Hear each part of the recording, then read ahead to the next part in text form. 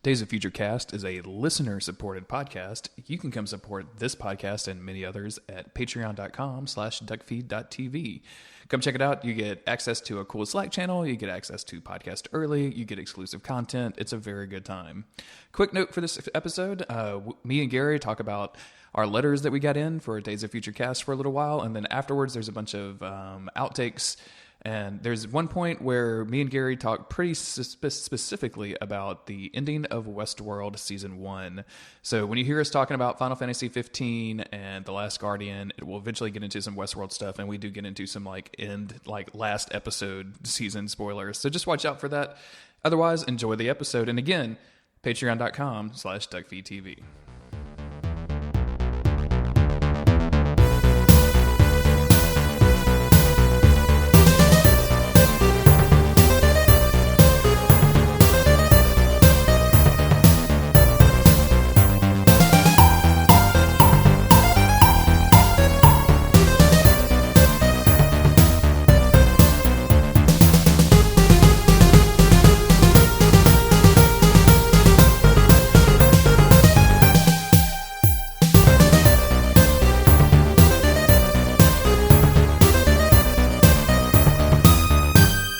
Jeremy Greer. I'm Gary Butterfield. And this is Days of Future Cast Listener Mailbag Edition. How are you today, Gary? I've been better, but I'm living. You living? I'm living. I'm keeping on. Excellent. My mutant healing factor is working overtime to keep me on my feet. Do you ever get like you're sleeping or just waking up and you just get like leg cramps? I do. That's universal, right? Mm-hmm. Boy, what a terrible thing that we just put up with that is, because there's no coming back from it, you know. Yeah, it sounds like a cliche, but we're not getting any younger. No. And I hit 36 this year, and I basically feel like my body is falling apart. This is for Duckfeed podcast. Has the highest median age. Oh, does it really? Quite a bit. Like this is the old man cast, because Cole's a babby. I guess Brayden is, but Brayden I think is Brayden is also about that age. Okay. So we get you and Brayden, and we're gonna do like the wisdom of the ancients, and then everyone will think it's a Warcraft cast or something like that. If we're gonna do that, we should definitely make like the cover art and everything very Warcraft themed, but the content never speak of Warcraft. The content is entirely like life advice. Like listen, you may not think credit is important, but. I saw the conversation that was happening earlier today in the Watch Out for Fireballs channel on Slack about anime. I guess anime got brought up somehow, and about how you don't like it or something. And I was like, oh yeah. And I wanted to chime in, but I was doing some other stuff at the minute. And I was like, maybe it's just because me and Gary are old as fuck. We don't like your shitty cartoons. Sorry. There's definitely a element of age to it where like. It didn't become, I mean, that's probably a big thing. It was like, it wasn't something we were raised on, right? So like kids who, when they were young and like Dragon Ball was a Saturday morning cartoon, yep, like got indoctrinated Dragon Ball or like Power Rangers, you know? Because check it out, Comrade, I thought we were doing this game called Chroma Squad, and we're not, but I thought we were. So I played a little bit of Chroma Squad, which banks a lot on nostalgia for Power Rangers, which like, every single Power Ranger could die, like burn alive in a fire, and I'd be fine. Like, fuck those guys and fuck that show. I don't think that's cool at all, you know. But it's probably has to do with being old. Just what didn't get me at the right time. You know, it got me when I was like into watching masturbating to MTV music videos as opposed absolutely. To yeah, Steven Tyler's daughter. Thank you. Oof. Yeah, exactly. Like, that's where I was at. I'm not trying to say that was cooler. That was in fact extremely uncool. But yeah, it was. There's no better here. Yeah, it's just just different. And kids today, who even knows, right? Like, I have no idea what they're who can understand a younger generation. The last time I have friends that have kids, and there was something where the oldest one of one of my best friends was watching Wizards of Waverly Place. Okay. And I was just watching it and I was like, I had no idea what was going on, but I can't wait for like 20 or 30 years for this dude to grow up and create the comedy podcast based on Wizards of Waverly Place. Waverly Place? Yeah, man. The Wizards of Waverly Place. Cast. Cast. just do it. Yeah.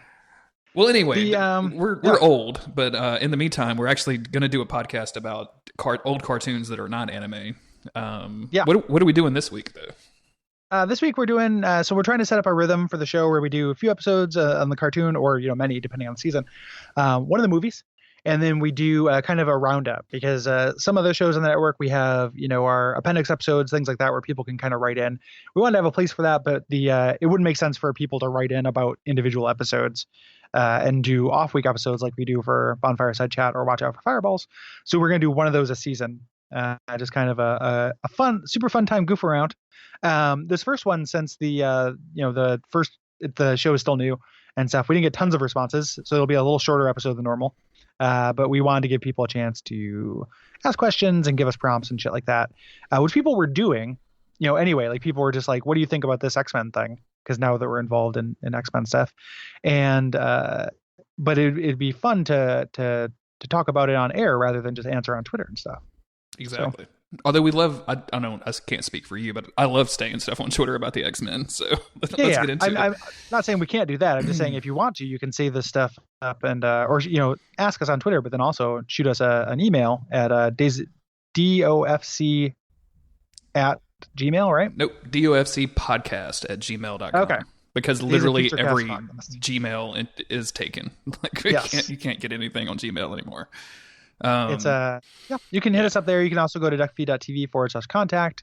Gary at Duckfeed.tv. Any of those things will be a-okay for your Days of Future Cast questions. We'll file them away for the next season ender.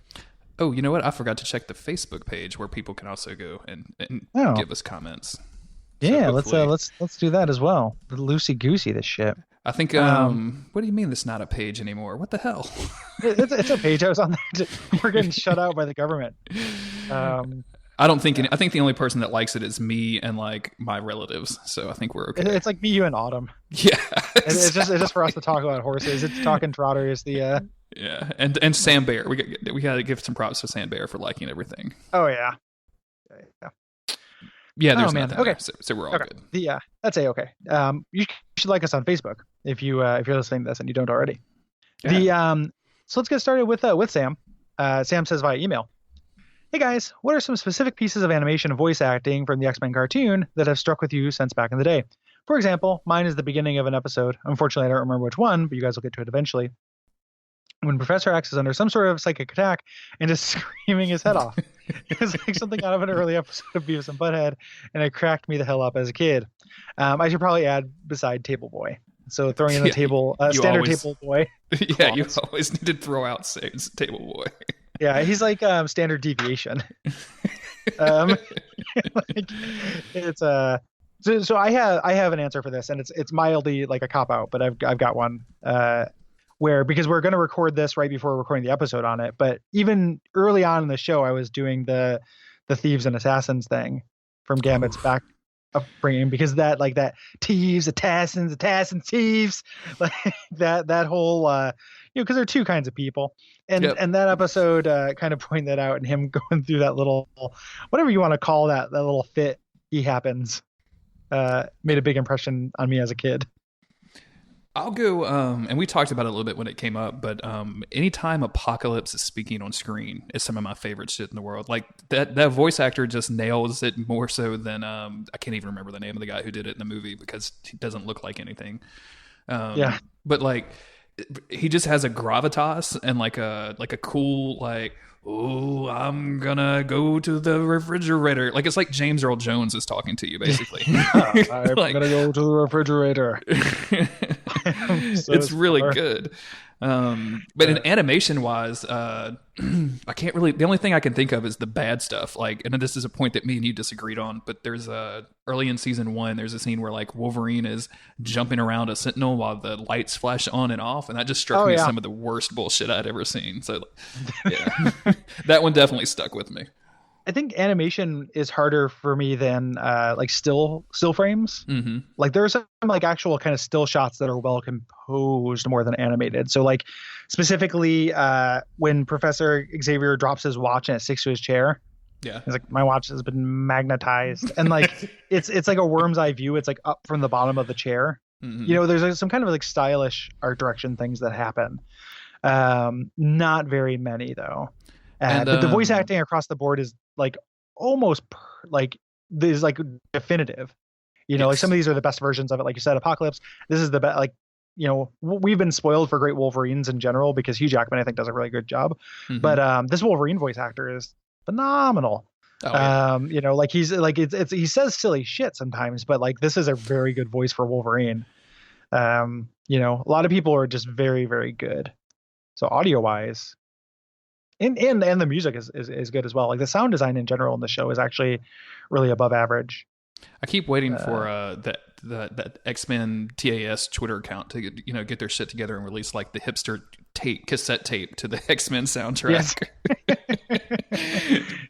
And I will go and buy a cassette player so that I can rip it off so that we can use it for the show, because man, trying to pull any music out of the show is such a pain in the ass. And there's some good stuff in there, like the beat that you used in, I think it was episode 2 of the podcast, that had like that cannon air, like that beat was so good. Like that's so much fun. They should do like a vinyl soundtrack, like a double vinyl, collector's edition. See, I would have said that, but like I don't know if you know this, but like all the hipster hip hop people are all back into cassette tapes. It's gone further. Oh sure, no, yeah. I knew about that, but the like a lot of like old things are being reissued on vinyl, like soundtracks, game soundtracks, things like that. That Street Fighter 2 soundtrack on vinyl. Did you pick that up? Yeah. No, I bought the Shovel Knight one though. Yeah. From the company, because that's one of my favorite game soundtracks, and it's gorgeous. Like the vinyl is colored and it looks really, really good. The Super Hexagon vinyl is actually a hexagon. That's really cool. It's the shitty thing is the record player we had was Brayton's, and it was down in the living room, but he moved it up to his room. So he did that since I bought the vinyl. So I'm going to get this vinyl and not be able to play it unless I buy a record player, which I should do. Like I could stand to have a record player. I bought probably like 8 pieces of vinyl during the time period that we didn't even have a living room. Like we were remodeling. Were you trying to build a living room out of vinyl? Pretty much. Yeah, that works, right? My mutant power is converting vinyl into energy. Yeah. I'm like a shitty dazzler. Do you want to let us know what, so thanks, Sam. Do you want to let us get started here with Luke? Thank you, Sam. Luke, via the contact form, says, mostly just wanted to write in and say how much I'm enjoying the show. The sense of humor is spot on for me, and I love the appreciation for the best and worst aspects of the X-Men. As far as questions, I have an action figure of Angel, which I use as my Christmas tree topper. What is the best way you have allowed the X-Men into your life? Keep up the great work. I'm looking forward to more great X-Chat to come. P.S. I don't think Toad is in any of the sequels, which I think he's meaning the mutants, or the movies. Movie. Yeah. Sorry about our lack of fact checking on that. I read this question. What was the best way you've let the X-Men into your life? As what is the best way you've made one of the X-Men come to life? And I was like, whoa. It's very different. Well, see, I locked him in my medicine cabinet in the bathroom, and then when I opened it, all of the X-Men were alive. Yeah, shaman in the cupboard. Mm-hmm. Or forge in the cupboard. Yeah. So do you have what is the best way that you have let the X-Men into your life? I don't really have a good answer to this question. Like, because of a friend of Duckfeed and regular co-host on the level, Jala, she sent me like a Gambit action figure, and that's on my bookcase now. But like up until this thing, like as much as I liked the X-Men and like had comic books and things, like I wasn't much of a, like I don't have any X-Men tattoos. Like I don't have any like, I don't like display stuff around my house like a lot of people do. So I don't really have like a good answer for this. I went and looked for X-Men Christmas ornaments since, tis the season, and universally can't find anything. My wife is getting into quilting, and we've been on the lookout for like X-Men fabrics and stuff, but like all of that shit is mixed in with the Avengers and almost universally looks terrible. Like it's just all like, at one point I saw one that had a Mario, a Batman, a Super Mario, made out of Tetris blocks with a Wolverine on the side. And I was like, what are you doing? No. Yeah, I think they called it a nerd quilt. And I'm like, no, it's not. It's just a bunch of shit on a quilt. That's all that is. So I don't have a good answer for this, Luke. I'm sorry. There's a Gambit on my bookshelf now. How about that? That's the elf on the shelf, but it stops you from masturbating. Yeah. Like, oh, no. Yeah, no. Save yourself for them shows, yeah. Gambit show you how. Yeah. Move over, let Gambit see more. Keep your hand out the way. Gambit trying to enjoy that show. Um, Gambit is just like an early 2000s Bang Bus producer. Yeah, this is a real taxi cab. Gambit, drive it and take you wherever you want to go. Oh God. What about you? I've talked before about so I do have a bunch of nerd hummels and stuff around my house. Like I've got 2 bookshelves, so both of them have a bunch of collectibles and toys and shit.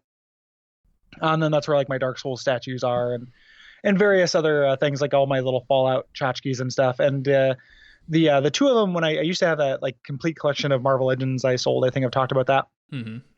I kept 3 of them. One of them is the Captain America I painted pink and put a big heart on his shield. Because I'm not going to get rid of that. And how could I? And then the 2 X-Men related ones is I kept a long shot, because long shot is my favorite X-Men. So I have a long shot action figure. I'm playing with him right now. Is up. And then I kept Dupe from Ecstatics, who comes out of a little stand and is actually extremely rare, and he came with the first Deadpool toy that was released for some reason, which is insanely valuable. And if I had sold it complete with Dupe, I would have made, like an extra $30 or $40, but decided not to because they made an Ecstatics toy. And that's crazy because Ecstatics is really weird and yeah, it's weird when like the smaller, lesser known stuff actually gets some attention. Yeah. And I didn't want to, I was like, man, I'm going to be bummed out if I sell like the only Ecstatics toy they're ever going to make. So that little Dupe has been on my shelf kind of looking over me for a long time. And it's back when this was Toy Biz used to make these, before it was sold to Hasbro, and Toy Biz makes better toys. Like it's a good sculpt and paint. Like it's a really stylish looking toy. It looks like something you could buy in like a cool vinyl shop that sells like shoes for DJs, or like sells like blind box Japanese like designer toys. It's very stylish in a way that is appealing to me. So that's probably the best way that my daily, like that is the X-Men thing I see every day, and is in my daily life. Unless anyone think that I'm trying to like be cooler than anybody, I have like 5 Dark Souls statues on my bookshelf. So like, not cool at all. Like I just happen to not have a lot of X-Men stuff. Whoever has the most statues is the coolest. I saw that cool like Emma Frost in black statue that like I don't know how to pronounce the name of the company, like Fumijitsu or whatever does. Like they do all those cool X-Men statues. I saw that at Lafayette Comic Con the other day, and I was like, $69, huh? Nice. But just couldn't bring myself to spend the money on it. Yeah. I used to have a few more like little busts and things like that. I used to have a little Shadowcat bust and things, but I got rid of all that. I bet you did. Bust, that makes me feel good, man. Davey says via email. First off, incredible stuff this season. Thank you. This is the best possible treatment of the X-Men. Genuine appreciation laced with a healthy dose of humor and silliness. Laughed a whole lot and thought about how great Magneto is even more. Thank you, Davey. A few questions bouncing around my head after wrapping up the season. Definitely not expecting to have them all answered, but I figured I'd give you all some options. Joke's on you, buddy. We didn't get that many responses. You're getting them all answered. Every single one of them. Maybe even some stuff that you didn't ask. Looking at season 1, what would you say is the greatest strength of the season, and what is the greatest weakness? Where does it fall down the hardest? Let's answer these in order. I'll ask them after we answer them, so we don't lose our place or anything. Yeah. So what should say you? The greatest strength of season 1. What is the greatest weakness? Greatest strength is definitely like the voice acting. I'll just say voice acting. Like the characterizations and stuff, like they get a little all over the place, but like the voice acting for almost every single character, from Jubilee to Apocalypse, even to like shitty Pyro with the weird accent, like sometimes they're bad. Like Moira has a particularly bad Irish accent, but it's still pretty good overall. Like everything works. And as far as weakness, like I hesitate to even say like the plotting of the story, because they're pulling a lot of stuff directly from the comic books, but it's also a Saturday morning cartoon. Like I kind of have to give it a little bit of credit for that. Man, I don't really know. Like the music's pretty good, the voice acting's pretty good. Like I guess like the casual misogyny from Gambit, but there's not even a lot of that. So I don't know. I feel bad, Gary. I think I may have fallen in love with this show over the course of Days of Future Cast. I would say the voice acting is very excellent. I would echo that. I would also say like the strongest thing I think for the first season specifically is how it does a really good job of portraying that the X-Men are not just the Avengers. It's not just the League of Superheroes or Super Friends, right? Like, it's not just like, here's a bunch of these action figures and they're going to bang up against these action figures every week. Like, it gives these external forces like the government and racial prejudice and stuff like that. Like, I think the first season is the best job the show does of articulating that. And that's foreshadowing to the rest of the show, which it never quite gets as strong. There'll be like some episodes that deal with that stuff, but it kind of becomes a background element. And I think they did a really good job of putting that like right on Front Street, like in the very beginning, especially like having Magneto team up with them at the end is a huge thing, like, hey, this is the actual enemy. So that kind of like gray area stuff is really strong. And then the worst part about it is the cuts and stuff that they had to make these like 6-issue or longer story arcs fit into an episode, where like characters will do things that make no fucking sense, which we call out a lot. And I think that it would make sense if there was some kind of internal presence or internal dialogue or like time for characters to kind of do some exposition. But instead, the characters are constantly doing things that make no fucking sense. Like, forgetting they have powers, these things that make sense. It's a kids show, so they can't just have like, like Rogue is super strong and invulnerable and we'll just fight all of the bad guys for this season. But in the comics, there's counters to these things. They can kind of articulate the reason why that doesn't happen more. In the cartoon, it's just everything moves at such a snappy pace that it's hard to do that. Yeah. There are we've remarked several times about how just insanely quick this show is, and even though sometimes that works to its benefit, like sometimes it really works against it with like what you're saying. Like, you just like, wait, what happened? Where did Cyclops go? How did they get across the world in 2 seconds? Yeah. It's hard to get bored because it is paced so quickly, but I mean, and it's not that hard to get bored because there's still like Savage Land and stuff. But it's hard to get bored because it's paced so briskly, but it does mean that suspension of disbelief is important. Yeah, I think. Which character in season 1 do you feel the best compared to their comic version, and which one is the worst? I feel like Rogue does a really good job coming off from her comic origins. Like, just because we haven't had to deal with, and we're going to get to it because season 2 kind of gets into it a little bit, but we haven't had to deal with her kind of weird history from the comic books. Like in the show, she's just a superpowered chick. She's got a lot of agency. Like, it's not until the second season that she starts kind of really falling in love with these dudes. Like the first season, she's just like a badass. And I haven't read a lot of Rogue in the comics other than what she is in the main X-Men titles, but I don't particularly like her in the comics that much. A lot of times it feels like, especially in the early 90s, she was used as kind of a, like, that X-Men swimsuit issue where she's basically wearing nothing. Like, I feel like that's my history of Rogue, right? And and as far as which comes off the worst, man, that's maybe Juggernaut.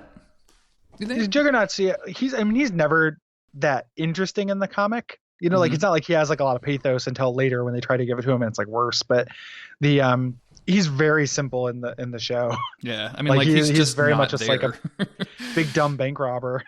Yeah. Could be anybody. I think Rogue does come off really well in the show because they kind of take her. She has a tragic secret, or a tragic kind of downfall, but she's not like mopey all the time. Like, she's just kind of like, she seems not like happy-go-lucky, but she's like damaged, but not, it's not the only thing about her, which I think is a hard line to kind of pull off. As far as in general, kind of better than the comics, it's kind of hard because it's, the comics are so rich and there's so many different eras, of them. I think that Cyclops is less boring on the show. It doesn't mean that he is necessarily great, but in the early 90s, like the time this was around, like was kind of post Cyclops having a lot of stuff to do. Like, he has a lot of drama around like Madeline Pryor and things in the 80s with X Factor. And then the early 90s, like the early Chris Claremont years, moving into like the Scott Lobdell area, everyone kind of became this like weird character mush. Like Scott Lobdell is not a good writer for characterization, and Cyclops, I couldn't tell you one Cyclops story from that time. He's just there was like nothing to him. Yeah, not until like, I guess, the new X-Men, right? Not until Grant Morrison came in and shook up everything. There's way worse. Before that, there was this whole thing with like the 9, where he became one of like Apocalypse's like Horcruxes and stuff. Like they did stuff with him that was terrible. Like, Oh and that's man. the Black Bug Room stuff is his memories of being possessed by Apocalypse and stuff. So when they tried to make him like grimdark, it was super shitty. In the cartoon, he is just kind of like a very like straightforward, like he's still kind of bland, but in a way that I think is funnier and works. And then Gambit's way worse on the show because you have his voice. Like in the cartoon, in the comics, like we give ourselves a lot of shit for thinking Gambit was cool when we were younger. Like he wasn't cool, but in the comics, at least he wasn't like he didn't have the skeezy inflection. Like we could just read it in however we wanted. I don't even remember giving him an accent when I read it when I was a kid. I just thought he was like, he had cool powers, I just thought he said share a lot. I thought that was cool because I had met a few Cajuns in my life and they said share. Yeah. Like that was pretty much the limit. And your imagination is so much better at filling in the blanks between all this stuff than a cartoon can be, that he just automatically was cooler because I thought he was cooler versus, the actual show where I can see he's not that great. Yeah. There's a scene we're going to get to later where he takes off his trench coat. I can't. Casual Gambit that shows up in one of these episodes we're going to talk about is really special because we made fun of him for never changing out of that coat during the entire season, and it's somehow worse when he does. It's a thing I think about with voice acting a lot in general, and it comes up on video games a lot because of most of our podcasts. But like everything being voiced is not uniformly good. We just recorded our Watch Out for Fireballs episode on Neverwinter Nights, and like a kind of shitty or hammy performance or a performance that's turned up a little bit or too flat can like ruin something that would be perfectly serviceable if you just let me read it. And it's a huge BioWare problem. Like as a old school CRPG fan, it's like every character in Baldur's Gate had the voice I wanted except for the narrator and a couple of cutscene people, but when you move on and you play Dragon Age where everything is voiced, you get characters that are, this character is annoying. I never would have found them annoying if it wasn't voiced. And that we run into a little bit of that, even though we have talked about how the voice acting is generally very good, but specifically talking about Gambit here, where like if you just read his lines, it would be a lot easier to ignore the kind of skeezy inflection and not lend so much characterization to it. Sure. Yeah. So voice acting, not uniformly good, I think. My favorite way to do it, and I've said this 1,000 times in video games though, is like Torment, where you get one or two lines to kind of give you a little bit of flavor and then you back off. So then it's quicker. Like I can read quicker than I can listen. And then if it is something that like their inflection, the one or two lines they gave them, if that's to the character's detriment, it's easier to ignore than constantly having them yammer at me. One thing I find, Davey continues, one thing I find I like about the X-Men is that the origin story is largely baked into the mutants as a whole. Do you think this has had any impact on the ability to tell stories with these characters? Yes. Absolutely. I think it's for the better. Yeah, we spend very little time on, it allows us to do the origins as flashbacks. And the origins, in one of the episodes we're going to record about, we see Colossus's origin, which is literally punching a tractor. Like instead of it being a 2-hour movie that's about his like responsibility and a spider biting him and his uncle and stuff, his origin is he got mad at a tractor once. And like we can just move on to actual stories with the characters rather than spend forever dealing with how they got there. If you look at any of the Marvel movies, like the weakest shit is the ones where they have to deal with the origin. Oh, God, like Captain America 1 is so much worse than Captain America 2. Because it's like we just want to have the characters and let them, explore them and go through the stories rather than just be like, how do they get there? It's not the most interesting thing about a guy. Captain America 1 is only good because of Captain America 2. Like, yeah, because I showed my wife that in opposite order. I showed her 2 first because she wasn't big into the Marvel universe, and then I showed her 2 and she was like, oh man, I'm really into this Captain America guy. And then I showed her 1 and she was like, wait, that's Bucky, and like really enjoyed it because she knew everything that was coming. Yeah, like the only reason that movie is good is because of that.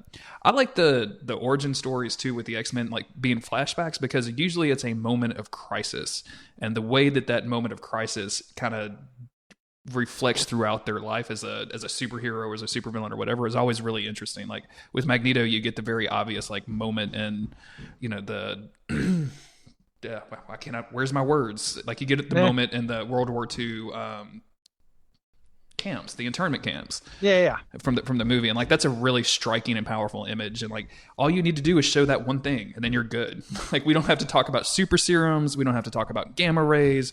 We don't have to talk about really anything else. Like we don't have to justify anything. Like he had a moment of crisis. Powers flared up. Now we're good.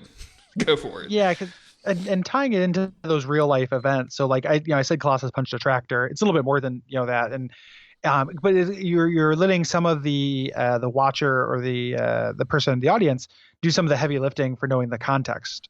And the comics don't always do this well by any means. Like Magneto got like a 6-issue Origins comic thing that's about his time in the internment camps, and like it's a fine little it's fine, it's a little drama, but it's not necessary, and having that stuff be superfluous is really great. Whereas like so the entire show can kind of explain mutants as it goes, rather than Spider-Man like Spider-Man couldn't start with Spider-Man 2 where there's just a guy running around shooting jizz out of his wrist and like punching octopuses. Like it just wouldn't work, so you can start quicker, start later, which is generally like stories, golden rule of storytelling: start as late as you possibly can. Yep. And mutant powers allow you to do that, which I really love. And then Davey says, thanks again. This is a great podcast. One of the best arguments in existence for backing any Patreon ever. Thank you. Keep up the great work. Thanks, David. Yeah. Just a note, like I think when you guys usually do listener emails, like Cole goes through and edits these. I did not edit these whenever. I just put them on the page. So. Yeah, oh no, it's okay. It is no problem. Just so what Jeremy's referring to is that when people say nice things about us on Watch Out for Fireballs, we edit it out. But Days of Future Cast is still new. We're hungry. Gotta get those, get those nice things. Bring more iTunes reviews. Send just justification. I just need justification to keep talking into a microphone. Yeah. Mr. Turch via email just wanted to thank you guys for another awesome podcast. I didn't really watch X-Men when I was a kid, but it's been really fun watching the episodes before the podcast and laughing at all the stupid but also cool stuff. Looking forward to season 2. Season 2 is really special. I've heard this feedback from a couple of different people saying that they're like waiting for an episode to come out and then watching episodes and then listening to the podcast, which is like perfect, because basically what I do to do this show is watch the episodes and then record the podcast. Yeah. So you're right on the money. Yeah. And season 2 is very special. Ooh, like I think on the balance, it is probably worse than season 1. Like in general, there's greater variety, but it's like it's the second album, but there's a lot of weird shit that happens. Like it's very special. So good and bad. Like there's some episodes that I'm really looking forward to talking to, and there's some they're talking about, and like there's the 3 episodes we're going to record later tonight, which are just fucking garbage. We're recording the best episode of this podcast right after this, I think. So look forward to that, because it is 3 very special boys. Like there's no Shadow King to doll up the joint in the middle. So Thunderbird via DM, rest in peace, says on Twitter, hi guys, I was wondering if you could discuss on the show the unfortunate negative impact of the show. Many fans of just the animated series view this incarnation of the team as the real X-Men. Like a new character like Gambit is more popular than Iceman or Nightcrawler just because he was a team member on the animated series. An example of this is Days of Future podcast people complained about the movie because Bishop wasn't the Traveler. I think he's talking about the Days of Future Past movie that just came out there. Oh, gotcha. Yes. Days of Future Past, when people saw the Days of Future Past movie, which sent Wolverine back in time, as what he's referring to, complained because Bishop wasn't the time traveler. Things like that kind of irk me because because characters like Gambit, Rogue, and Jubilee were nowhere near the Phoenix Saga, but in the cartoon they were there. It's one of the reasons I feel Fox can't satisfy fans of the movie, because of the impact the animated series had on this particular whiny generation. P.S. I'd love to go in depth on some of the 90s X-Men games. X-Men vs. Street Fighter, something of the Apocalypse, Children of the Atom, and Clone Wars. Sorry about mingling that. Still Thunderbird. Did you know that they were developing an actual X-Women game back in the 90s, but it got canceled because it was late in the Genesis life? That actually came out on Game Gear, I'm pretty sure. Oh, did it really? Yeah, as like an X-Men game. I'm going to do some on-the-fly research while Jeremy speaks to the first points in that real quick. Yeah, that was just because I was totally prepared to speak to a lot of this stuff. I don't really get this a lot of times. Like, I don't really I get this the opposite way, right? Like I'm as coming from the comics, I'm usually like looking at the external media of, you know, the either the animated series or the movies and going and thinking about how different it is from the comics. Like I didn't complain because Bishop wasn't the Traveler in Days of Future Past. I was complaining because Shadowcat wasn't the Traveler like she was in the comic books. But like obviously as a movie, like you have to have a Wolverine in that movie 90% of the time or else nobody's going to go see it apparently. So like you're going to send Wolverine back. But I definitely get the complaint. Like it's, you know, like the movies and everything being different from the comics at a certain point. And I run into this a lot with the MCU right now. I just have to let it go. Like at a certain point, you just can't care about it. Like they're going to make their adaptations and that they're different. I picked up the Magicians TV show. I don't know if you've ever read the Magicians books before. The TV show is like sci-fi garbage. Like it's not great, but it was it's specifically bad when you were comparing it to the books. And like they blew like some really interesting stuff that happens in the books in the second episode. So I just stopped watching it, and then picking it back up again later as kind of like some background stuff. I started appreciating what it was doing more, but just trying to forget that I'd ever read the books and liked it more that way. So I try not to get too hung up on, well, over here they did it this way and over here they did it that way, even if it was better or worse or whatever. Like I try to let go of that as I watch this stuff, especially all this like, you know, Disney owned cross media bullshit. Yeah, it's very so real quick. That's actually Thunderbird is correct. I thought it was going to come to Game Gear, but it did not. It is a canceled. So I had heard about that, but and it's X-Women versus the Sinister virus.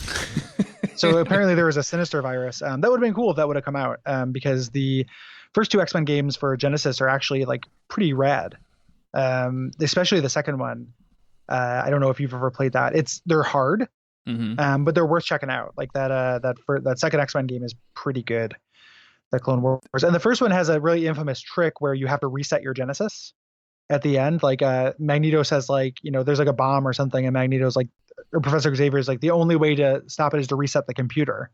And there's nothing for your character to do on screen. You actually have to reset your Genesis. Like everyone complained about that, and I think that's like Hideo Kojima as fuck, and very cool, and happened in like 1995, 1993. Awesome. So like 1993, that's badass to me. I think that's very good actually. I try to keep the two things separate too. And the adaptation is a really interesting thing in general, right? Like, because sometimes it's made to good ends. Like we talked about Juggernaut in the third X-Men movie, like how stupid it would be to explain like, well, there's a war and a crystal and all these things. Just make him a mutant. I'm always in favor of things like that. I'm less in favor of things that miss the spirit of the thing. So a good example of that, and here's some minor, very vague spoilers for Game of Thrones, right? So like Game of Thrones, you know, I've read like a bunch of the books and I've watched all the TV show. There's so many things the TV show actually does better, and nobody wants to admit that, but like it's true. Like there are things that the show does a lot better. One of the things they do definitively worse is the Jaime Lannister character, who has kind of a redemption. So to keep it as spoiler free as possible, in the show that's handled really shitty in a way that misses the spirit of it. In the book, it's handled very well. So as long as you get the actual spirit of the media, I'm less concerned about which characters were there, the kind of trivia of it. The issue that I think Thunderbird is talking about is that a lot of fans of things are very concerned with the trivia of stuff, especially fans of like kind of big dork tentpole things. And I don't think that there's a way to win, you know, for the people who are creating the media. I think that they have to just kind of make the best, you know, if they're making the choices that honor the spirit and actually make it, you know, simplified enough to be comprehensible, then they're doing it as best as they can, you know? So something like the cartoon will never, the Phoenix Saga and the cartoon is, you know, we haven't gotten there yet. I need to revisit it for the show, but like they're never going to be accurate to it. But if they catch the spirit of it, then it hasn't been a problem for me, I think.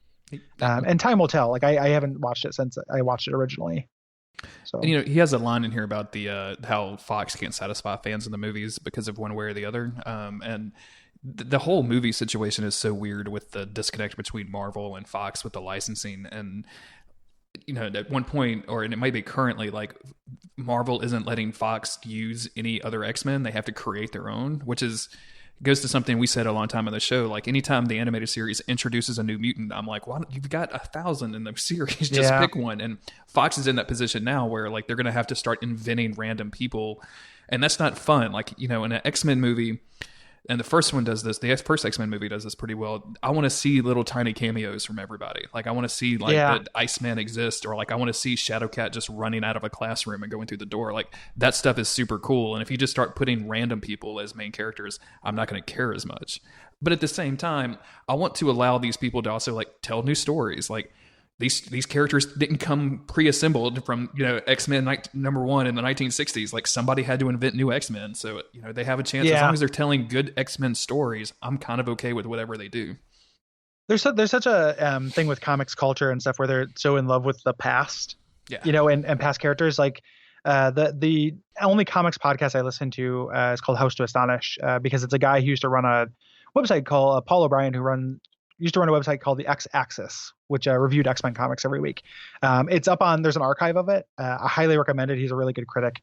And you can read, you know, from this specific period of like the early and mid 2000s, if you want to read a review of every issue of like Mutant X, which I don't know if you knew about that. It's about Havoc going to an alternate dimension, and Storm is like Lady Bloodrain or something like that, and she's a vampire, and like it's pretty bad comics, but you can read about a lot of weird, and that's also when Grant Morrison's comics were too, so you can read a lot of good stuff too.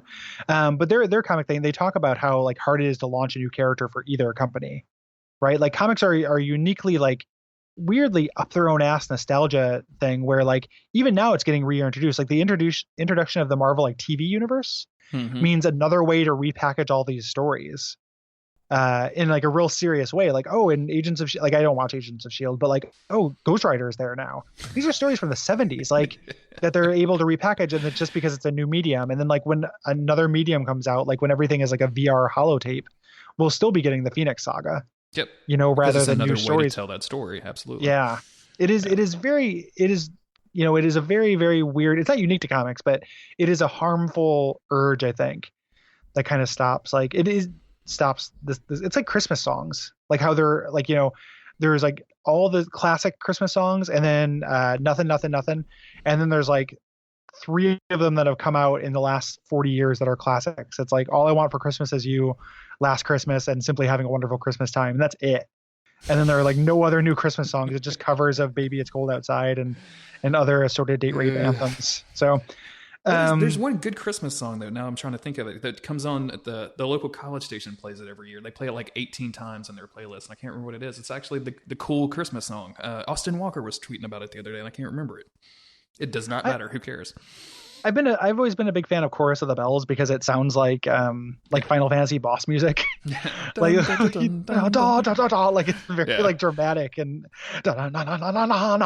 like it doesn't sound like it's about Christmas. It sounds like it's about fighting Vikings. I don't. There's been some weird Christmas music in the. Let's not get to a Christmas music podcast, but sure. That's our X-Mess cast. The Uncanny Xmas. Yes. Yeah. Days of Future Xmas is what we're going for. Yeah. I like it. The Uncanny Xmas. That'll be our side podcast. Finally, we have an email from, or this was a tweet, I think, from Thrindy the Snowman, aka at Thrinsda on Twitter. Is this finally? There's 2 other ones. There's 2. There's a whole other page, Gary. Yep. I'm really good at this. This is my first like appendix episode, basically. So not finally, but getting close to it. Who are your favorite and least favorite heroes and villains from season 1? Favorite hero? Oh man, I'm just thinking of this team. It's definitely not Beast. He's probably my least favorite, even with Gambit. I'm going to go back to Rogue. Like I really like Rogue in the first season. She gets a lot of good highlight stuff. Yeah. And then my favorite villain will probably be Apocalypse, just because he's just so much fun. Wow, that roofing is that's probably coming through on the mic. Huh? Yeah. There's some roofing happening. People, please forgive us for roofing.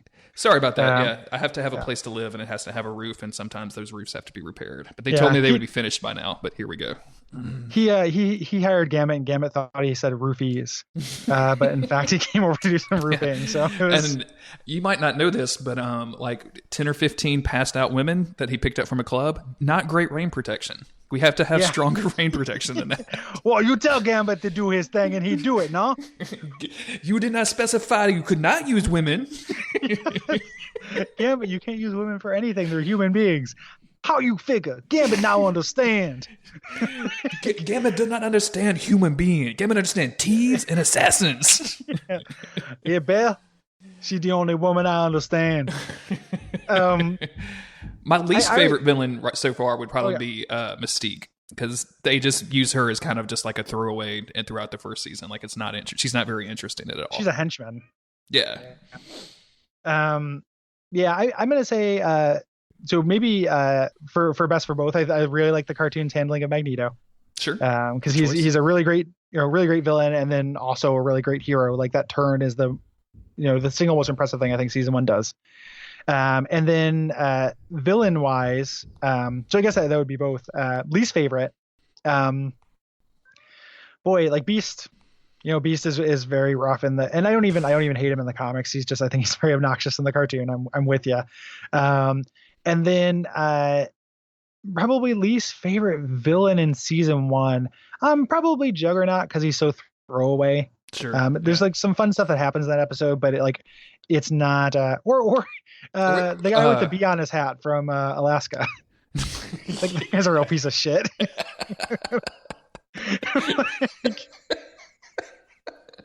Absolutely. He's just the worst villain. Yeah. Oh man. But the real answer part of it, he feels bad. Yeah. The real answer for that would be probably Sabretooth. Like I think Sabretooth is very very frustrating in season 1. Like bomb expert, maniac, grudge haver, Bond villain Sabretooth. It's still better than his treatment in the first movie though. Oh yeah. I kind of like him in the first movie. I kind of like him as just like literally a beast. Like I like him doing that more than I like him like inventing bombs, making bombs in Alaska. Yeah, bombing at Inuit villages. Master saboteur. Oh man. Trevenant says, honestly, it's been a blast. You guys have done a great job as tour guides through the ridiculous world of 90s X-Men. Fairly certain that I've scared passersby with my horrifying laughs I've made listening to the show. Cannot wait for season 2. Thank you, Trev. Just because we're kind of short on the responses, I want to ask you a question, Gary. When's the time you've most embarrassed yourself in a podcast in public by listening to a podcast? There's if somebody was taping my entire life, and if they are, they can check the tapes. Like this might not actually be the one, but the time that sticks out to me is kind of the Comedy Bang Bang, the first Halloween special I heard. They get taken over by this thing called Suicide House, which is Brett Gelman and John Daly as two ghouls. It's like Buford the Baron and the other name of the other one is escaping me. It's been a while, and they've kind of run into the ground. But early on, they're just kind of like evil guys who talk like this. Mm-hmm. You go to Suicide House where you kill yourself, and that's Suicide House. And there's a part where they talk about something where they get, this is a good story because I can't remember all the details. They get led down a path where there's some kind of implied pedophilia thing there, and they start backing off from it, but they're just in character. They're just like we don't do that. That's against the ghoul rules. and one of the guys goes, the only ghoul rule is that ghouls rule. And I think about that line like all the time, and people have probably heard me say it before, like the only ghoul rules are that ghouls rule. I think about that all the time. This is very, very funny to me. And it's super silly and got me, but like that show is done. There's two characters on that show who play, it's Thomas Middleditch from Silicon Valley, and they're two kid detectives, and like it's him and Lauren Lapkus, and it comes out that like they like kiss a lot and like hold hands, and he's like making fun of Scott Aukerman. He's like, get rid of your stupid wife and get yourself a sister, doy. It's the best. like kind of like that kind of kid confidence. Like, you gotta kiss your sister. Like pretty much incest. Like pretty much, like for some reason, like incest jokes are always gonna like do it for me. I know. Yeah, that's like at least it's the jokes, right? Yeah, there's two brothers on there too, where like, and every once in a while, like they would just be on there talking about something, and somebody else would be like, "Would you guys stop making out?" And like, I don't know what it is, but that's just like two creepy brothers who hang out and just hold hands and kiss a lot. Just I think it's very funny. I don't know. So this is probably the most I've embarrassed myself laughing at a thing in public. I had a moment, and this wasn't me laughing, although I listen to podcasts a lot when I drive, like most people, and I pulled into a drive-through, and because I'm a polite boy, I pause my podcasting or my music or whatever I'm listening to during the drive-through so that I'm not that obnoxious guy, right? And order my food, pay for my food, go to the next window, and then somehow like was playing with my phone and then hit play. And you're gonna think I'm making this up, Gary, and I promise you I'm not. It was an episode of Abject Suffering, and I don't remember the episode, but you guys were saying some god awful things, and just like had the window down. The chick had the window open and the thing, and just like started blaring like I don't remember what it was. I wish I could remember like which game you guys were talking about or what tangent that you guys were on, but I was like scrambling to try to find the pause button and everything. And the chick just kind of gave me a look like, why are you blasting that stuff? And I'm like, I'm so sorry. Just give me my burger so I can leave. This is the worst. Yeah. Fun times. Yeah. That's there's a lot of adult content on that show. Yeah. It's rated explicit on iTunes. Like you warned me. Yeah. I knew going in. I don't pretend to have a high-minded sense of humor about stuff. So it is, so he's gonna like something about like it's also I love it in that show too, like recording it where because I tend to think of myself as being more vulgar than cool in general. It's just kind of the rhythm, but every once in a while, like the very first like Abject Suffering where we started talking about like he very clinically and nerdily explains what cummies are. Yep. And the way he said, and I'll always remember, this is like going to be it's on my Cole Hall of Fame. I'll always remember him being like, my understanding is that you have this relationship with a daddy and you'll just do anything to get their cummies. And like he explained it like he was explaining like, like property law or something like to that. And it's, that really got me as a really good. Like my understanding is you'll just do anything to get those cummies. Your My silence right then too was just like deafening. Like I was just waiting for you to say something, and you were just letting him keep going, just burying himself deeper, and it was so great. No, because there's no floor for me. Like there's no too far. Like I don't actually think that too far is a thing. If you're having fun, I don't. I think that when you start thinking about stuff like that, then you're doing it wrong. Yeah, sure. But the and that coupled with the fact that like cummies is actually a word that makes me a little uncomfortable. It's pretty rare. Yeah. Like I talk about a lot of vulgar shit, and I'm also an adult who kisses girls and shit. So it's I'm very familiar and comfortable with a wide variety of sex acts, but that specific word makes me uncomfortable in a way that I a wide variety. Look, here we've got about 20 minutes to fill in this episode. Do you want to give us your top 10? No, I think that we could probably move on. You guys can't see this, but me and Gary are in a video call right now, and he just whipped out like a hardback leather-bound book and just set it on his desk, and dust flew up. So yeah, rather than a hardback anything else. So yeah, and the final one. I read the last one? I think. Do you want to read Gabe's our actual final one? Yes, this was actually from Facebook. I went and looked, and we did have one comment. I just listened to the first episode and loved it, but please tell me you guys are going to be talking about the failed Generation X TV pilot. I still have the VHS copy I recorded when it aired in 1996 on 2 tapes because our VCR freaked out and spit out the tape halfway through, which was incidentally taped over most of the Night in Terror Tower episode of Goosebumps. I'll even buy you a copy of the DVD if need be. Fortunately for Gabe, this is on YouTube because I have watched the beginning 10 minutes of this, and it is disgustingly bad. So we will probably get to it eventually. I can't believe it's on DVD. Like that's wild to me. That's something I have to own on DVD if that's something that came out on DVD. Like you think you can actually like wow. You can't buy that on DVD, right? Like they don't release pilots on DVD. No, I can't imagine so, but like yeah, that's $12 from MaximumSound.org. Yes. Well, it's hard too because it has really bad SEO, so a lot of things are coming up as Generation X. There's a wrestling thing that looks like it's a bunch of people in costumes, like it looks like it's going to be this Generation X, but that's what I'm pushing for to do between these seasons because it's a roughly time appropriate and like bad things make good content. I think it'll be fun to make fun of it. Also, I haven't seen it since it came out. I watched that shit on TV. Really? Yeah, like I was like just like because I was watching, reading Generation X at the time. I was like, man, they're doing a Generation X movie. I gotta sit down and watch this.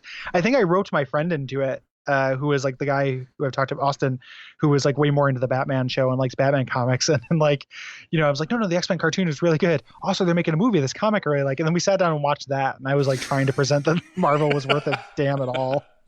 Whoops. Oh man, yeah, look at this. Yeah, look at this DVD. I love that that DVD cover that they've got, which is an image, like a cropped image of the cover, just a square image on it's just the most ridiculous thing ever. There we go. I thought I got rid of it, but I just tried to make it bigger so I could look at these this cast of teens on the front. Yeah, those are some good teens. They add new teens to it too. It's like there's like Reflex and like Super Beam or something like that. There's real weirdos that they add to the team. Look at that Emma Frost, man, on that cover. The girl on the right is Emma Frost. Read and weep. Oh. Yeah. So at some point we'll definitely do that. If not this time, we'll do it soon. Yeah. If not after season 2, it'll definitely be included in the pantheon at some point. Yep. Well, that wraps us up. Thank you, everybody, for listening. We really appreciate you writing it in. As you listen to the next few episodes of the season 2 that we're covering the animated series, if you come up with a question, don't hesitate. You can email us right then. Email address is dofcpodcast@gmail.com. You can also go to duckfeed.tv/contact. We have Facebooks and Twitters. So just say, hey, just include this on your next feedback episode, and I'll make sure to make a note of it, and we'll include it on there. Yeah. Yep. If you and the other thing you can do if you like the show other than contributing to these feedback episodes is ratings and reviews, as we mentioned. That's very helpful. Telling people about the show, is really huge. Like we want people to Duckfeed is mostly as video game shows. We're kind of branching out into some other stuff, and it would be awesome if people listen to it. So that is up to us a little bit. Like we can try to make that happen, but it's also up to you. So if you find stuff you like, please let people know about it, spread the word, things like that, rate and review. All those things are very important. You can also support the network directly by going to patreon.com/Duckfeed.tv and giving a couple of bucks a month. There's a bunch of different tiers that get you all kinds of different rewards, whether it's access to the Slack or episodes of podcast early or exclusive episodes before they go on various stores. So definitely go check that out. Gary, I don't know if you saw me put this in the live channel of Slack the other day. This rapper guy that I follow and have been following since like the early 2000s put out a call. I'm like, you guys show me successful Patreons. I want to see how people are doing it. I'm gonna try to self-fund for 2017. And I was like, you should check out these Duckfeed guys. He's like, all right, man, I'm gonna look into it, even though they're just podcasts. And then like 20 minutes later, these motherfuckers are making $4,000 a month. They're my heroes. And I'm like. It just really cracked me up. So yeah, go to patreon.com/DuckFeedTV and support the show just like MC Soul did. Yes, it is. Thank you very much, MC Soul. I appreciate MC Soul. And then that's probably it. We really do appreciate it. And so we'll be back in 2 weeks with the beginning of season 2, which we've already recorded that episode, and it's great. It's a heater. You will enjoy the Nasty Boys. Absolutely. Thanks to everybody for listening, and we'll see you next time. Good night. How many rappers have you shouted out on the show? It's ridiculous. Precisely 0. I'm gonna have to send you some of MC Soul's anarchist raps to see if you can.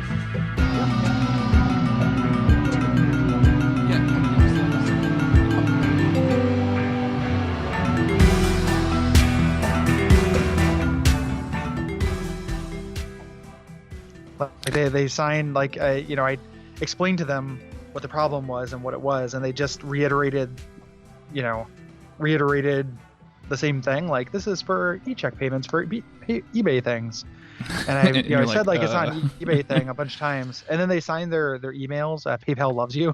It's like, good fuck. Like, oh my god, go to hell. Visitors are verboten.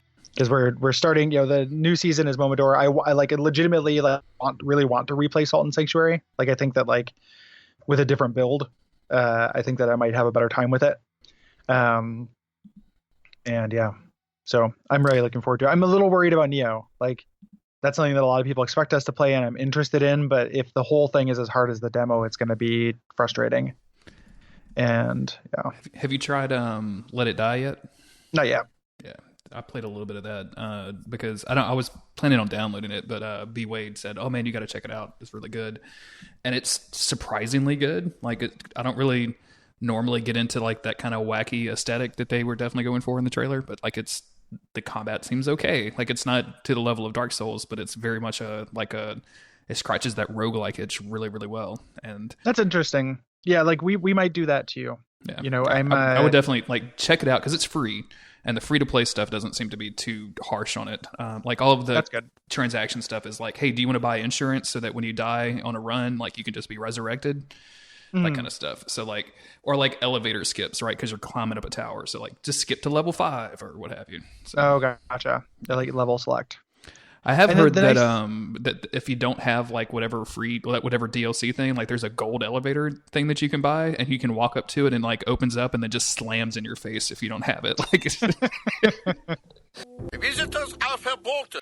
Flipped my shit over Dishonored when I played it, and like part of it was just like, oh, this is not that hard, and it's not that deep, but it's just I can do a bunch of cool shit, and I'm in a mode to be very receptive to that.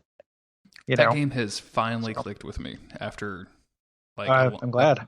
Like 2 or 3 times of like playing it, and I was so hung up on the stealth aspect of like I've got to reload every time I get caught or whatever. And again, B Wade just told me like, yo, dude, just kill him and just make sure that you do the contracts non-lethal. So listening to B Wade instead of me, man. I've been saying that for like, how come Brian's got this direct ear to your heart? I've been saying that publicly, like on Twitter, to nonstop, like way more than anyone should. I don't know. It's a game about getting caught. Like you gotta get caught. It was Duckstream that did it because Brian was being such a huge Dishonored person in the chat. So I think that got like I think he sold 4 copies of that game that day. There's the kind of the player expression stuff for killing shit is so good. Like have you gotten to like the asylum yet? Have you done that level? There's this is not really a spoiler. There's some guards sitting around a table eating food. That's not a spoiler remotely, but they're eating there, and it's like a set piece there, and they've got a rune under them. So you have to like, if you're being stealthy, it's really hard. And I'm playing through it stealthy now, like, and it was really tricky to figure out how to do it. Like I had to like slowly like lure them away by throwing glasses and like setting up shock mines, near where the glasses are and stuff, which was fun. Like that's cool. But when I did my lethal version, I stuck one of the razor mine. I like killed a guard, killed a servant, stuck a razor mine to them, got in the rafters, and threw the body on the table.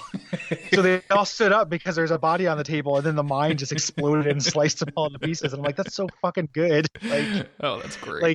Like you can do like all kinds of weird shit. Something you can do if you're playing as Emily that I didn't realize is you can create a clone of yourself, and you know how you can avoid fall damage if you do a drop attack.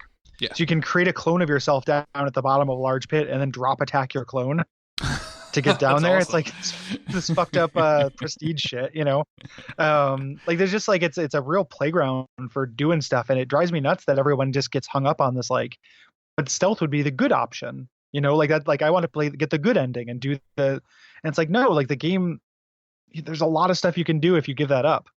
That is just like feels cool to thing with do. Stealth games though. Like I was always like that with Metal Gear. I was always like that with like I've always been like that with stealth games, and I think that's why I've never like got through them. I would just like constantly want to reload all the time, or And Metal Gear, like especially playing it way after they came out, like my options after getting caught kind of sucked. I always thought so. Like okay, I'm just gonna reload, but yeah.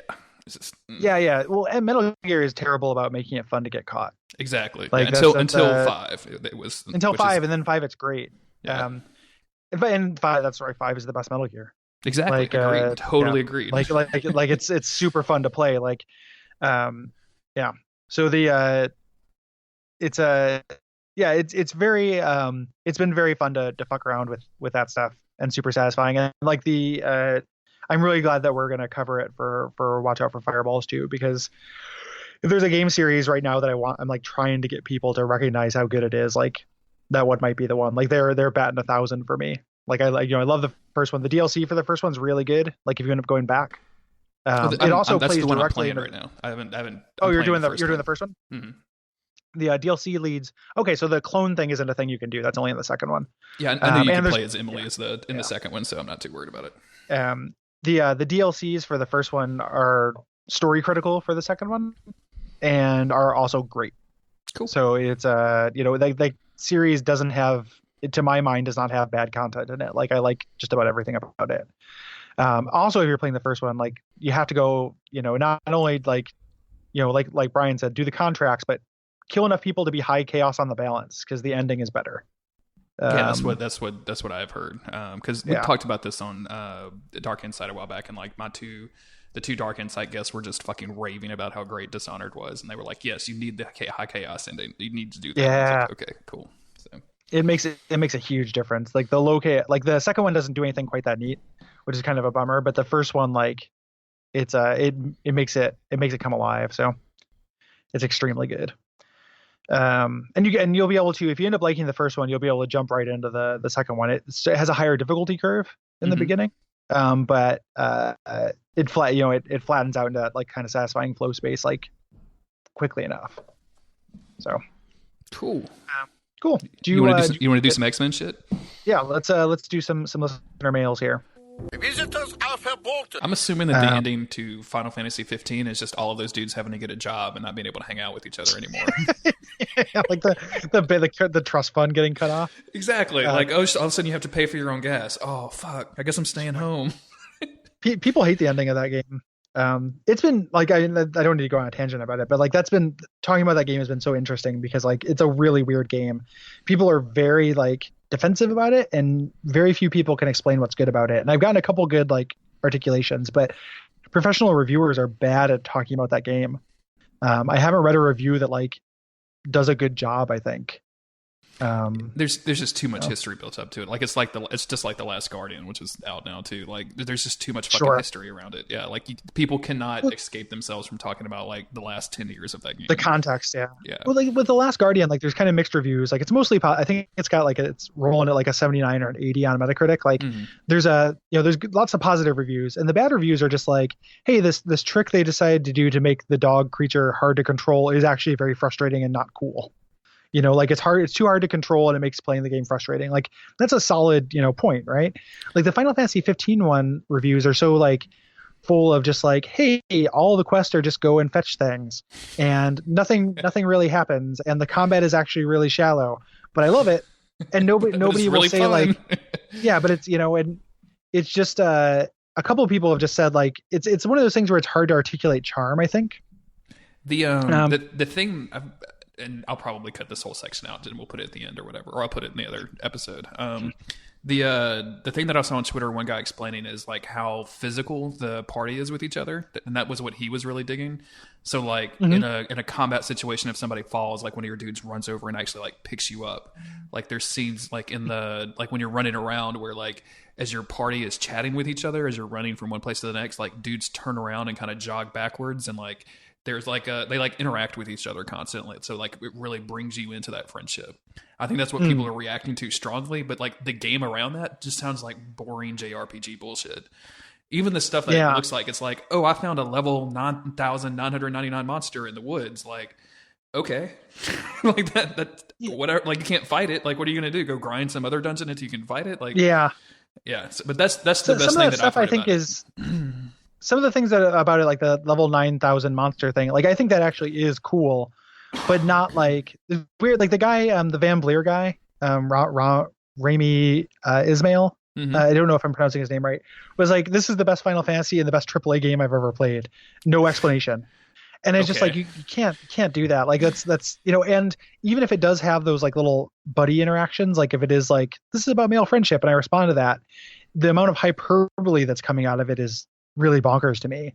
Like it can't just be like, hey, this game has some flaws, it does this one thing really, really well. It has to be like, this is the most fun I've ever had with a video game. Well, like, and it just to be fair, that was one dude on Twitter, and like he's an anime freak, so like he's into that world. But that was literally the only good thing that I've heard about it that made me go like, oh, okay, I might pick that up and just see how that interacts. Yeah. So. I'm like genuinely curious about it. I'm not going to buy it, a $60 game, but I'm like, I genuinely am like pretty curious about it. It reminds me of like the discourse around I moved to post irony with the word discourse. Like now I say it non-ironically. With Final Fantasy games and Zelda games and stuff, where like there is this blush of just like, holy shit, this is pretty and polished. And then, but some of those are really bad games. Like Final Fantasy 13 is a really bad game. Skyward Sword is a terrible game, but people were really into it when it came out. Yeah, so it's like just letting this from what they loved. Exactly. Yeah. So like cool it a little bit, and nobody is like, there's no caution. It's kind of it's an interesting way that there's something about certain franchises like that just cause people to lose their goddamn minds about this stuff and just go all in without a little bit of like restraint, and it's just very weird to me. And again, that's not saying the game would be bad, just that like if you just took a list of things I read about it and broke them down into bullet points, it sounds bad. Yeah. Right. Like it doesn't mean that it is bad. Boring. Like the quests are just fetch quests. The story doesn't go anywhere, and it's nonsensical at the end. Like it gets not like actively worse. Like once it stops being a road trip, almost everyone agrees it's pretty shitty. But people are still just like 10 out of 10. I can't believe this game didn't get made until now. It's perfect. Like you can't, like a game can't be like have one kind of fun open world thing and all those bad things and still be like it's again, this is just because the media I've been consuming has been on my mind, but like it reminds me of Westworld, which is like something I ended up liking a lot, but has a lot of problems on your way to getting to the cool parts. And it just, the good doesn't outweigh the bad and things. We watched the last episode last night, and the Maeve's plotline. The which one? Your Skype kind of hiccuped. Maeve's plotline. The the whoremaster or whatever, like who's like controlling everybody. The madam. Just making the madam made no fucking sense to me whatsoever. Like what, I hate it. What is she doing? All the time we spent with her felt like a bad waste of time, and it was like a pacing thing and was not an interesting mystery, and then it was undercut by making it all part of the plan anyway. But it just introduced like some. So when I say the good doesn't outweigh the bad, that's not what I meant. I meant the good doesn't erase the bad. Like it can be on the balance a good thing. It still has these bad things that are worth talking about though. Like in Westworld, which has these like fascinating ideas, it still ended with literally 5 twists in the space of 2 episodes. And it had those 2 coroner guys who I think are 2 of the worst characters that have ever been committed to fiction. What is the that coroner beard guy's guy motivation? Like what? Yeah, it's like there's a deleted scene where she's like, "Hey, if you help me, I'll give you this." Yeah. Or "Hey, if you don't help me," like why did Beardo not call security? Like at any point, why did Beardo not destroy her when they rebuilt her body without the explosive device in her spine? That was the perfect time to do it. Did you make a killer cowboy robot factory and not include a panic button in like the rooms where you you didn't include cell phones in your plan for your killer robot cowboy factory? Everybody relied on fucking Siri to control these robots. Like it's ridiculous. It just ends up being silly. And the thing about, when the argument where people are just like, no, this is an A+ show. The cool stuff it does is great. And like, I agree. The cool stuff it does is awesome, right? Like there are plot lines of the show that I love and really impressive tricks that it does and stuff. But those other things are still time I spent with it that weren't additive, that weren't valuable.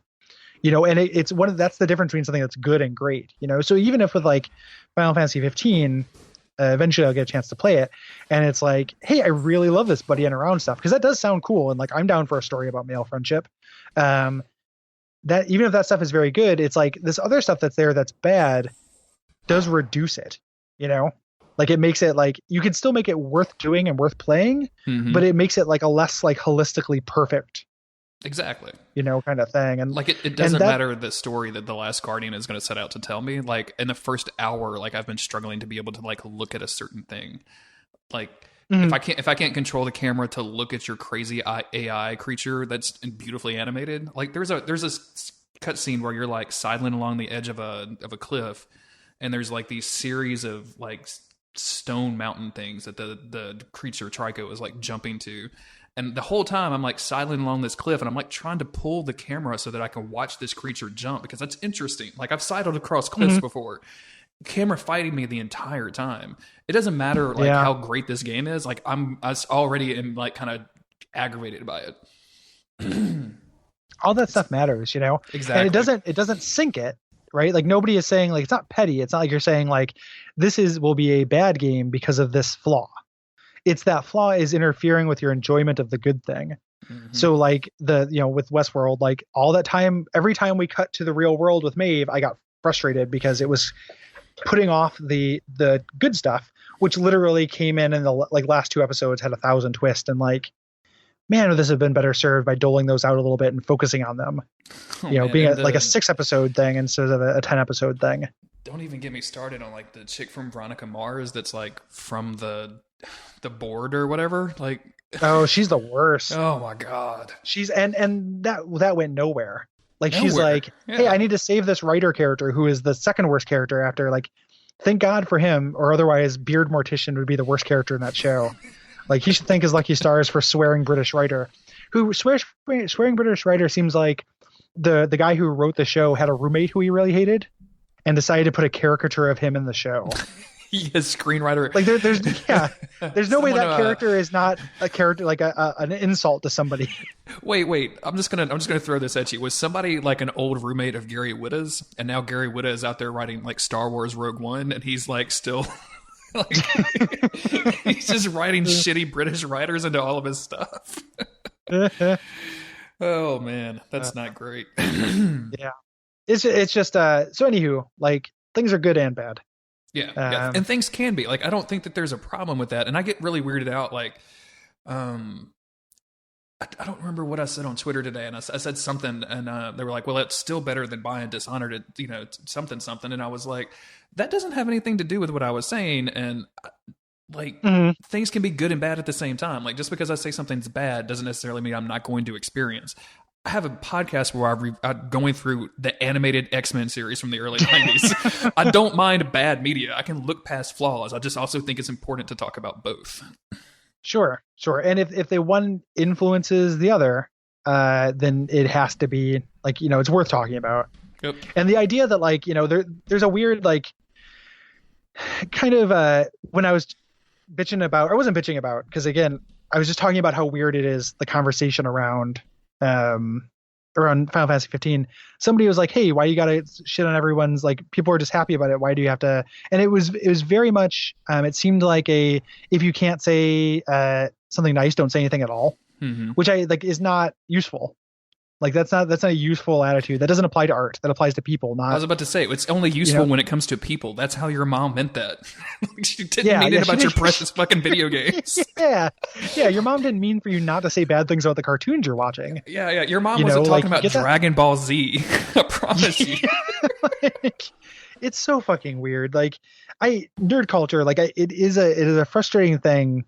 Like a fandom attitude towards this stuff, I think, is not very useful or interesting, and gets on my nerves about this stuff. Like, and it's not like I will talk, until the cows like the cool things that, like, Westworld does. It's not like I want to spend all of my time talking about the 2 dipshit morticians, but because of it standing out in contrast so much to the cool stuff, like, every time I had a visceral reaction every time they were on screen. Like, why are they doing that? This is so bad. Like, that's those little, like, bad things you do, those little flaws like that. Like, you people are creating, like, you're damaging your work, like, by doing things like that. You can make all the piano covers of Radiohead songs that you want to, but I'm not going to forget that the Asian dude has no motivation to help Maeve whatsoever.